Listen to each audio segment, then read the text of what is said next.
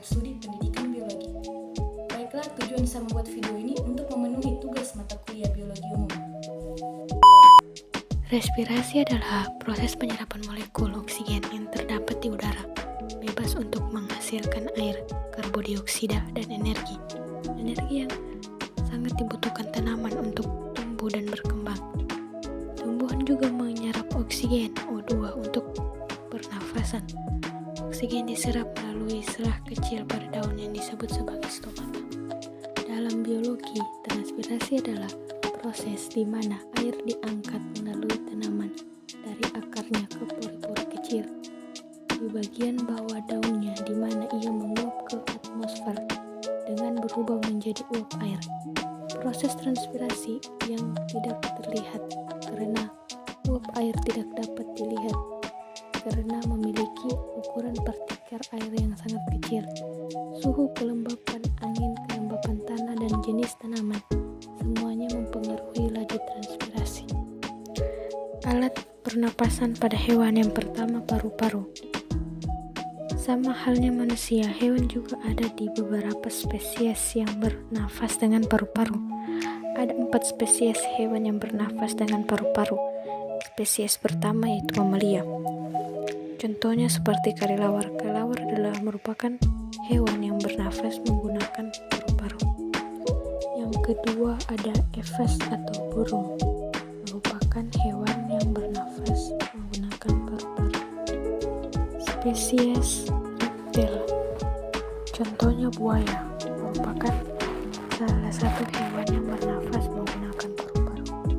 Yang terakhir adalah spesies amfibi, yaitu katak. Katak juga merupakan salah satu hewan yang bernafas menggunakan paru-paru. Pernapasan hewan yang kedua adalah insang. Hampir seluruh ikan yang ada di perairan bernafas dengan insang, di mana ikan akan mendapatkan oksigen dari air yang ditangkap oleh insang. Kemudian, sisa dari proses pernafasan dari ikan akan dikeluarkan bersamaan dengan air. Yang ketiga adalah trakea. Hewan insekta atau serangga adalah spesies sistem pernafasan trakea.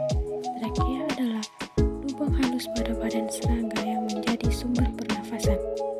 Udara tersebut masuk melalui lubang halus tersebut dan membantu serangga agar dapat bernafas. Contoh dari serangga yang menggunakan trakea sebagai sistem pernafasan yaitu adalah kupu-kupu. Alat pernapasan hewan yang keempat adalah paru-paru buku. Paru-paru buku adalah alat pernapasan bagi mayoritas hewan kelas Archina dan Chelicerata, misalnya laba-laba dan kalajengking. Alat pernapasan ini sangat berbeda dibandingkan paru-paru yang dimiliki oleh vertebrata dan tidak ada kaitannya. Organ tersebut dinamai paru-paru buku karena dianggap berbeda dengan trakea dan memiliki struktur yang mirip seperti buku yang dilipat. Contoh hewan yang bernafas menggunakan paru-paru buku adalah laba-laba. Alat pernapasan hewan yang terakhir adalah kulit. Ada spesies cacing yang menurut peneliti bernafas dengan kulitnya.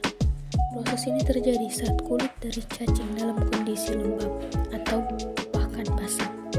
Cacing menjadi salah satu hewan yang memiliki sistem pernafasan yang unik, yaitu menggunakan kulitnya yang basah dan lembab. Materi yang terakhir adalah pernafasan tumbuhan tinggi.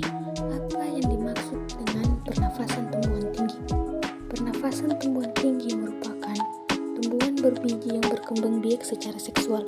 Tumbuhan ini memiliki persebaran yang cukup luas dan lazim ditemukan di berbagai daerah. Tumbuhan tingkat tinggi yang sudah mempunyai akar, batang, dan daun sejati serta alat perkembang biakannya yang sudah jelas yaitu biji. Contohnya seperti jagung. Sekian penjelasan materi dari saya, kurang dan lebihnya saya mohon maaf. Wabillahi taufiq wal hidayah. Wassalamualaikum warahmatullahi wabarakatuh.